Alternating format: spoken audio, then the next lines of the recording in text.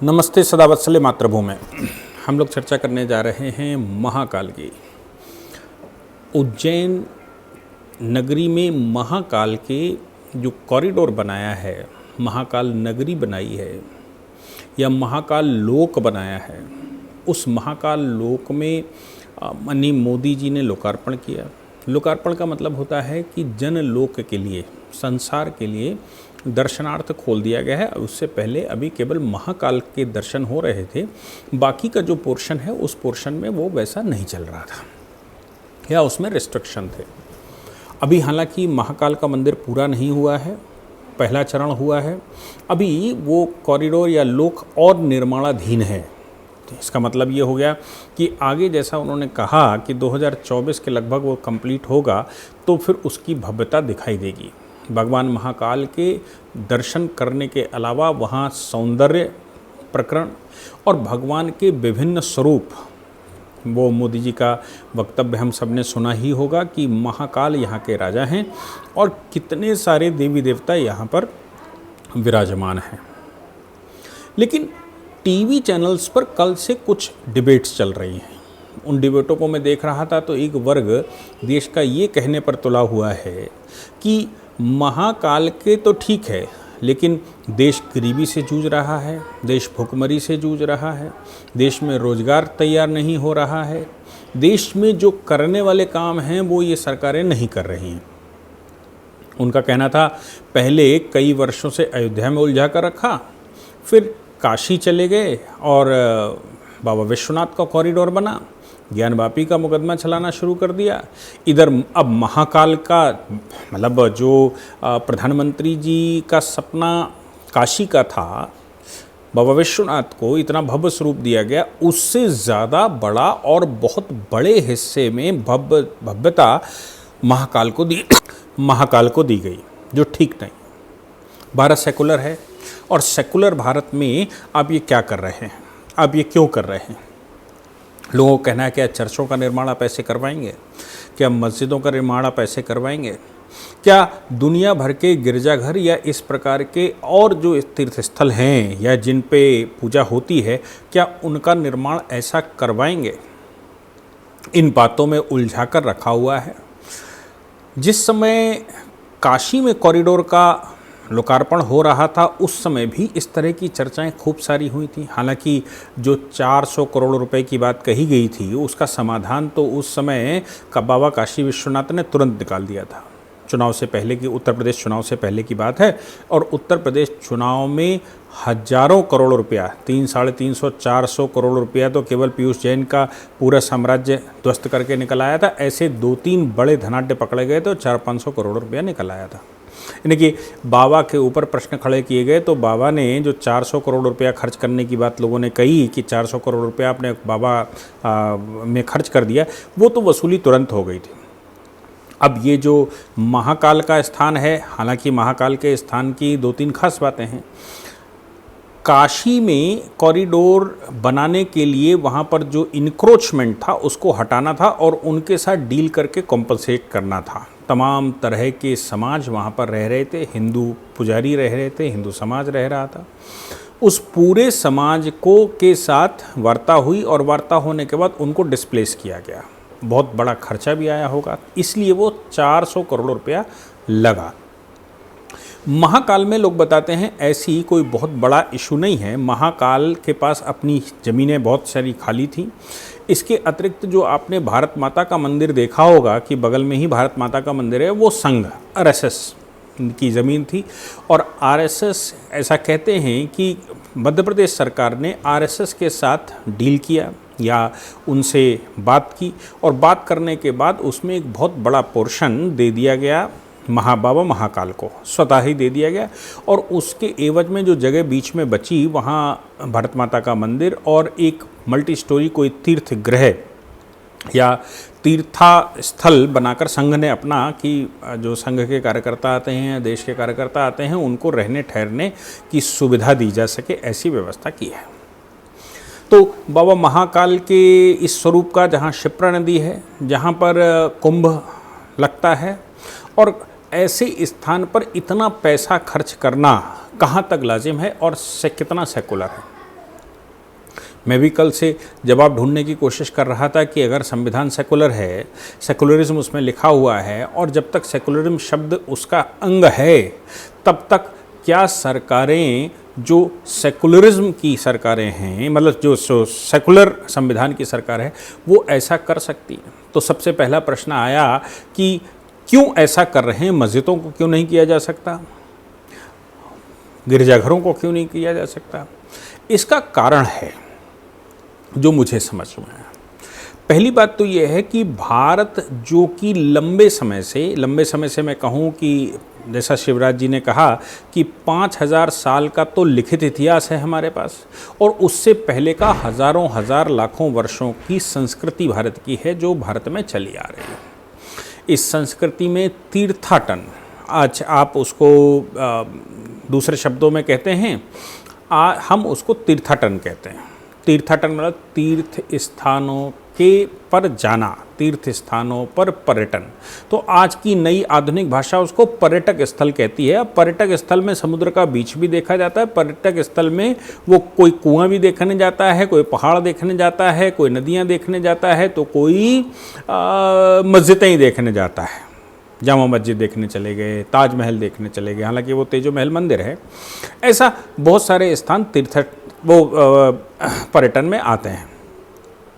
लेकिन तीर्थाटन जहाँ कहीं भी भारत के पूर्वजों ने डेवलप किए, वो तीर्थाटन का अपना एक उद्देश्य है।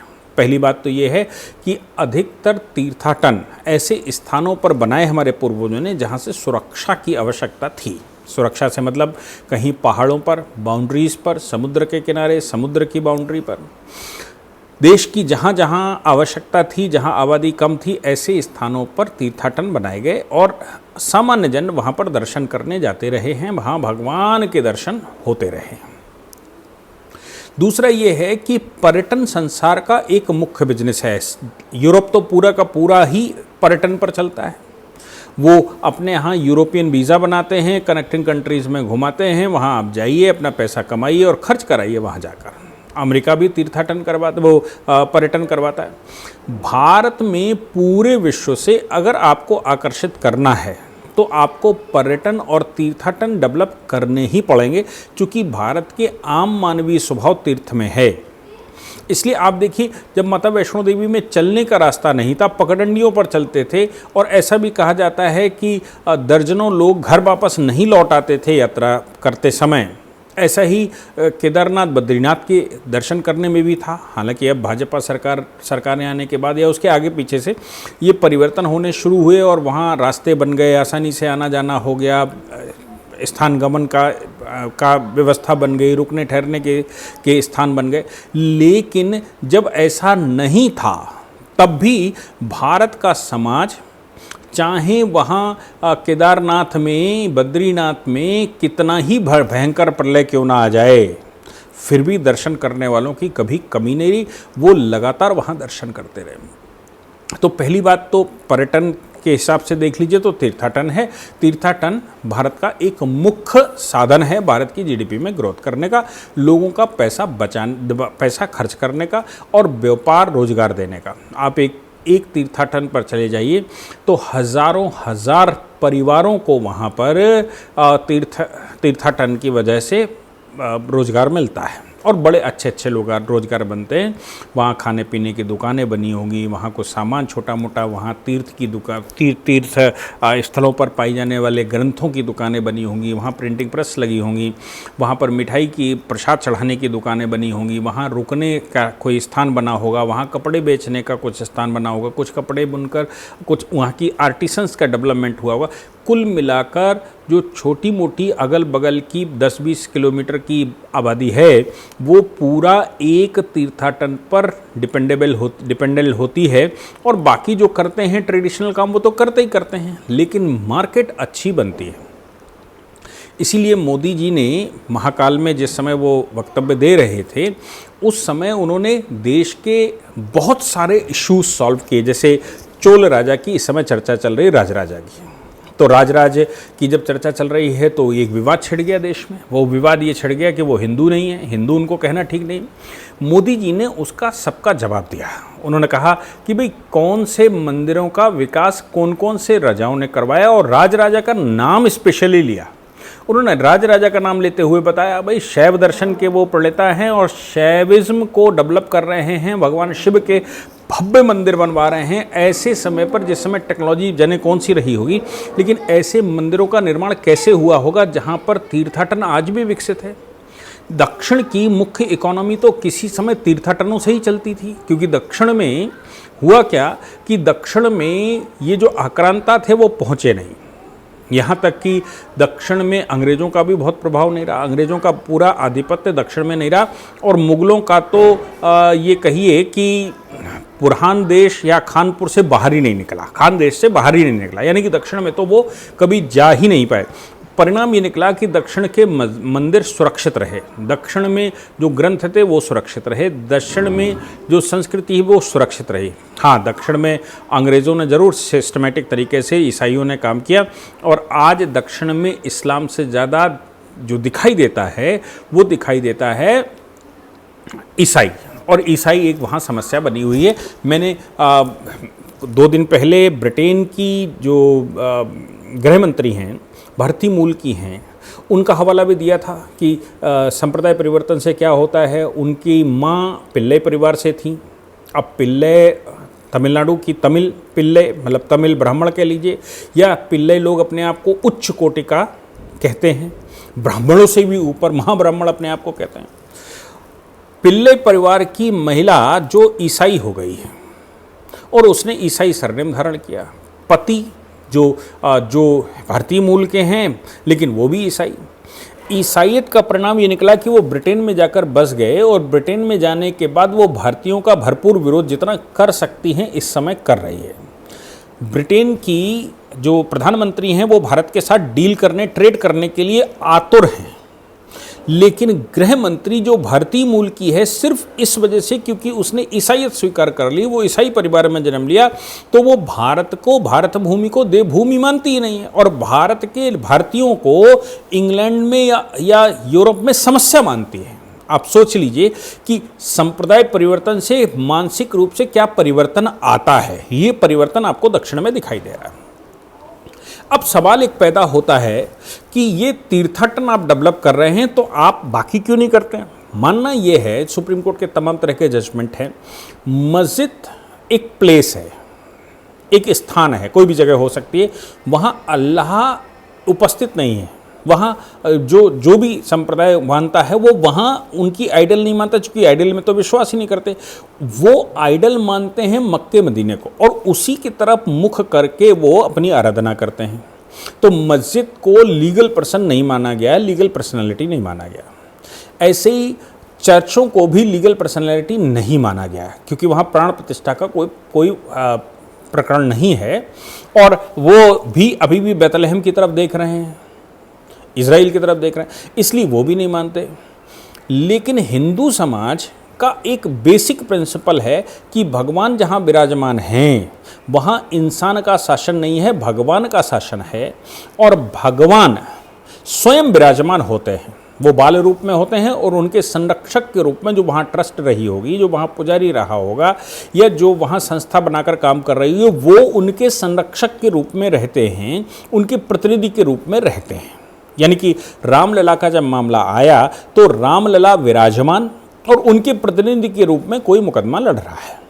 यानी कि ऐसे सभी तीर्थ स्थलों पर हम मानकर चलते हैं कि भगवान का विग्रह रूप वहाँ पर है, उसमें प्राण प्रतिष्ठा है, भगवान विराजमान हैं, और जहाँ भगवान का अस्तित्व या भगवान विराजमान होते हैं उस स्थान को देव स्थान माना जाता है। उस स्थान पुरुष, हम लोग दूसरे शब्दों में कहें कि वास्तु पुरुष, उस स्थान देवता, जो लोग भी हिंदू धर्म के आधार पर पूजा पाठ करते होंगे, हवन क्रिया करते होंगे, उनको स्थान देवता का इल्म होगा कि स्थान देवता की हम आहुतियाँ देते हैं, स्थान देवता को हम देवता मानते हैं। उन स्थानों पर जहाँ भगवान का स्थान है, जहाँ भगवान विराजमान हो गए हैं, वहाँ वास्तु पुरुष है। इसलिए बाकी तीर्थ स्थलों से, बाकी स्थानों से ये तीर्थ स्थल है, यानी कि भगवान से भेंट करने के लिए आपको वहाँ जाना होगा। अब उसकी, चूँकि हिंदू समाज बहुत पुराना समाज है और ये हम सनातन हैं, इसलिए तमाम तरह के विचारधाराएं इसमें आई। अब सवाल पैदा होता है कि हिंदुओं में, आप मुसलमानों के लिए नहीं कर रहे, ईसाइयों के लिए नहीं कर रहे, तो हिंदुओं के लिए ऐसा क्यों? एक बात तो ये है कि हिंदू शब्द सेकुलर शब्द है।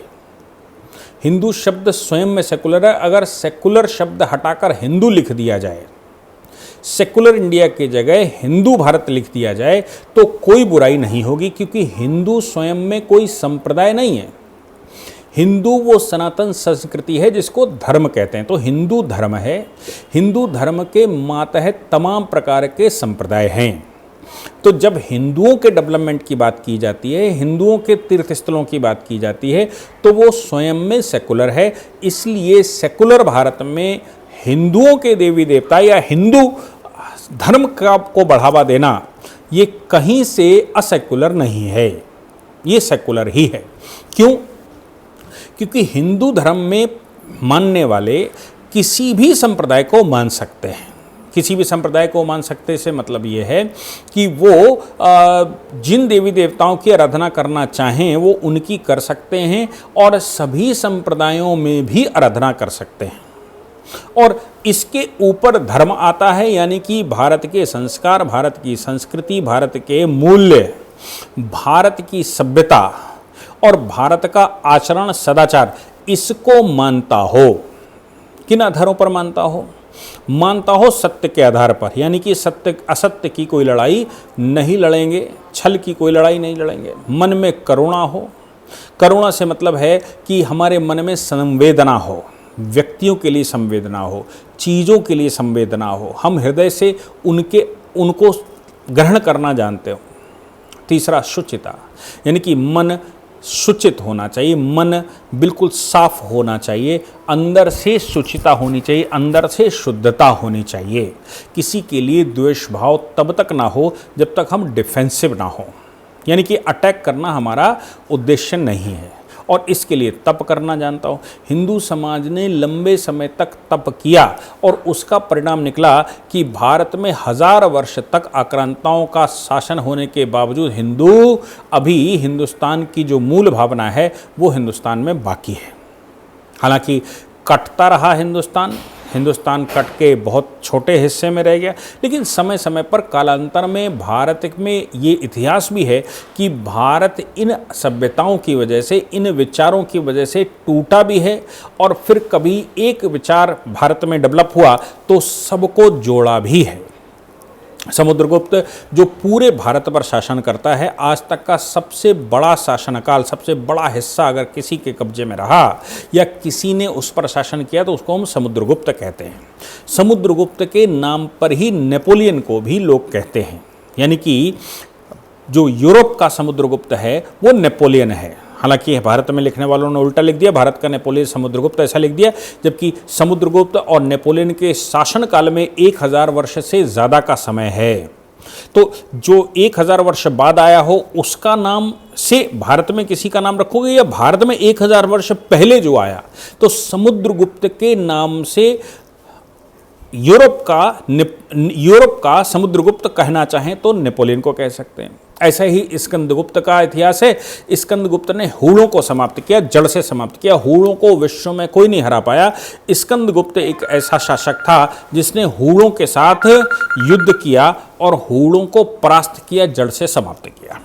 ये भारतीय इतिहास। तो हमने कहा कि हम 4 चीज़ों को मानने वाले जो लोग हैं वो लोग ही भारत में भारत के मूल निवासी हैं, और वो सब हिंदू कहे जाते हैं। उनको सामूहिक रूप से नाम किसी ने दिया हो इस विषय पर नहीं जाते, हिंदू कहते हैं। आज पहचान हिंदू बन चुकी है, लेकिन हमारा सबका बाकियों का मानना है कि ये हिंदू ही सनातन है, जो सनातन संस्कृतियों को, सनातन सभ्यताओं को मानता। जैसे शिवराज जी ने कहा कि जब विश्व भटक रहा था तब 5000 साल पहले या उससे पहले के इतिहास में वेदों की रचनाएं हो गई थी, विश्व को दिशा दिखा दी थी, विश्व गुरु भारत बन चुका था। इन्हीं पद्धतियों, इन्हीं आकारों, इन्हीं विषयों की वजह से भारत में 60% इकोनॉमी विश्व की हुआ करती थी। उस युग को गुप्त काल कहते हैं और गुप्त काल को ही भारत का स्वर्णिम समय कहते हैं। गुप्त काल में मंदिरों का निर्माण हुआ। गुप्त काल में जो गुप्त युद्ध करते थे उसके बाद जिस स्थान को वो जीतते थे वहाँ एक मंदिर का निर्माण करके ये कहा जाता था कि इस मंदिर का ही शासन होगा। इस मंदिर के इस भगवान, जिन भगवान की वहाँ आराधना की गई, इन भगवान की शरण में हम सब करेंगे। तो ऐसा कहा गया कि गुप्त वैष्णव थे। अब जबकि चोल राजा, जो राजराज की बात करें, वो शैव था। तो एक समय पर भारत में शैव और वैष्णव के सांप्रदायिक आधार पर बहुत लंबी व्यवस्था आपस में चली। बाद में सामूहिक रूप से इन सबको हमारे पूर्वजों ने कहा कि भाई ये झगड़ा खत्म करो कि शैव है कि वैष्णव है कि आसक्त है कि कौन है, वो की शक्ति है, इनको सबको दूर करो। सब भारत माता की संतान हैं। हम सब भारत में जितने देवी देवताओं की पूजा करते हैं वो सब भारत माता के गर्भ से सबने जन्म लिया है, इसलिए भारत माता ही हमारी माँ है। तो भारत का विकास अगर वाकई में देखना है तो भारत के इतिहास में जाना पड़ेगा। भारत के इतिहास में अगर आप जाएंगे तो जैसे चोल राजा की बात राजराज की जा रही है कि वो वैष्णव, वो शैव थे और उन्होंने तमाम तरह के मंदिरों का निर्माण करवाया, और जितने राजा हुए हैं उन्होंने मंदिरों का निर्माण करवा कर ही भव्यता प्राप्त की है। वो गुप्तों ने भी वैष्णव मंदिर बनवाए, भगवान विष्णु के मंदिर बनवाए, और उन्होंने भी भारत को उस विश्वगुरु के पदवी पर रखा जिस समय भारत में घुसना भी लोगों के लिए एक आश्चर्य होता था कि ऐसी कोई नगरी भी संसार में है जहां इतनी भव्यता हो। तो भगवान के चरणों में भारत के देवी देवताओं को, अपने पिता को, अपने माँ बाप को मानने वाले लोग किसी प्रकार से कलंकित नहीं होते, चाहे उनके पिता का कोई स्वरूप क्यों ना रहा हो। लेकिन अपने पिता को भूलकर दूसरे की शरण में जाने वाले और अपने पिता का ही विरोध करने वाले लोग सदैव अपयश को प्राप्त होते हैं। ऐसा ही भारत में गैर हिंदू संप्रदाय, जो अपने आप को हिंदू नहीं कहता, उसने भी कुछ ऐसा ही किया, और नतीजा ये है कि आज वो अपयश को भुगत रहे हैं, संसार भर में भुगत रहे हैं। चाहे वो ईसाई अपने आप को कहते हों, चाहे वो मुसलमान अपने आप को कहते हों, ये सभी वो प्रजातियां हैं जिनके पूर्वज हिंदू थे, जिनके पूर्वज सनातनी थे, जिनके पूर्वज कभी शैव या वैष्णव रहे होंगे, लेकिन उन्होंने संप्रदाय परिवर्तन करके अपने पूर्वजों को कहीं खाड़ी में ढूंढा, और खाड़ी में ढूंढा या फिर बैतलहम में ढूंढा। और जब अपने पिता को भूल गए, जब अपने पूर्वजों को भूल गए, तो फिर उनको अपयश मिलना स्वाभाविक था। और उस स्वाभाविक अपयश की वजह से वो देश जो हिंदुस्तान से कटकर इस्लाम स्वीकार करके बने, वो सारे के सारे प्रताड़ित हैं, अपने आप स्वतः से प्रताड़ित हैं। उनमें अफ़गानिस्तान की दशा देख लीजिए कि वो कौन से युग में जी रहे हैं, उसमें आप पाकिस्तान की दशा देख लीजिए वो कौन से युग में जी रहे हैं, उसमें आप बांग्लादेश को देख लीजिए। ऐसे सभी देश जो भारतीय पूर्वजों को नहीं मानते, अपने वंश को भारतीय वंश नहीं मानते, अपने पूर्वजों को भी, अपने पिता के नाम को भी बदल गए, और ये कहने को नहीं तैयार हैं कि मैं किसकी संतान हूँ, मेरे पूर्वज किसकी आराधना करते थे। ऐसा समाज संसार में निकृष्ट समाज की तरह जाना जाता है, और उस समाज का कोई हल, कोई उपाय नहीं है। मैं मानकर चलता हूँ कि भारत एक ऐसा देश है जो अपने पूर्वजों को कभी भूल नहीं पाया, कितने ही यहाँ पर प्रहार क्यों ना हुए। यहाँ तक कि जो भारतीय हिस्सा कटकर बौद्ध हो गया, बौद्ध के आधार पर कट गया, चूँकि बुद्ध भगवान विष्णु के 10वें अवतार के रूप में जाने जाते हैं, इसलिए भगवान बुद्ध के मानने वालों पर भी वो अपयश नहीं है। चाहे हम चीन की बात करें, चाहे हम पूर्वोत्तर एशिया की बात करें, वो जो बुद्ध को मानते हैं उनकी संतानों पर वो कलंक नहीं लगा जो कलंक विदेशी आक्रांताओं के पूर्वजों को मानने वालों के ऊपर लगा है। इसलिए भारत में अगर भारत का विकास देखना है, यदि भारत को परंपरागत रूप से वहाँ पहुँचाना है, तो आप ये मान के चलें कि सेकुलर और हिंदू पर्यायवाची हैं। क्यों? क्योंकि हिंदुज़्म एक ऐसा संप्रदाय है, एक ऐसा धर्म है जिसमें अगर आप किसी देवी देवता की आराधना नहीं करते तो भी आप हिंदू कहलाएंगे, यानी कि नास्तिक भी हिंदू है। क्यों? क्योंकि वो धर्म से जुड़ा हुआ है, संप्रदाय उसका दूसरा स्थान है, पहला स्थान उसका धर्म है, भारतीय धर्म है और मानवता धर्म है। संसार को समझने का, संसार के साथ प्रत्यक्ष रूप से संवाद स्थापित करने का, संसार के साथ मिलने का जो वास्तविक धर्म है वही तो हिंदू है। इसलिए मेरी समझ में ये आया, जो मैं समझ पाया, कि अगर इस प्रकार के महाकाल का लोकार्पण होता है, अयोध्या के मंदिर का भव्य निर्माण होता है, काशी में कॉरिडोर का निर्माण होता है, वृंदावन में कॉरिडोर बनने का की तरफ अग्रसर है, मथुरा का निर्माण होता है, या इस प्रकार भगवान के जो तीर्थ स्थल हैं, शक्ति के स्थल हैं, उन स्थलों को अगर सौंदर्यीकरण किया जाता है, उनको संरक्षित किया जाता है, तो इससे भारत में रोजगार भी बढ़ेगा, इससे भारत में आत्मविश्वास बढ़ेगा, इससे भारत में समृद्धता बढ़ेगी और हमारे पूर्वजों का आशीर्वाद हमको प्राप्त होगा। उस आशीर्वाद के दम पर भारत के सामने जो आज की मौजूदा समस्याएं हैं, उन समस्याओं का समाधान भी निकलेगा। ईश्वर चाहेगा, भगवान की कृपा हम पर निश्चित रूप से बरसेगी और मलेच्छों की मानसिकता भारत से कहीं और जाएगी, या उसका परिणाम ये निकल सकता है कि मलेच्छों की मानसिकता बदलकर वो सद्गुरु की शरण में आएंगे, वो सत्य की शरण में आएंगे, वो भारतीय देवी देवताओं की शरण में आएंगे और भारत अपने वैभव को प्राप्त करेगा। जय हिंद, जय भारत, वंदे मातरम।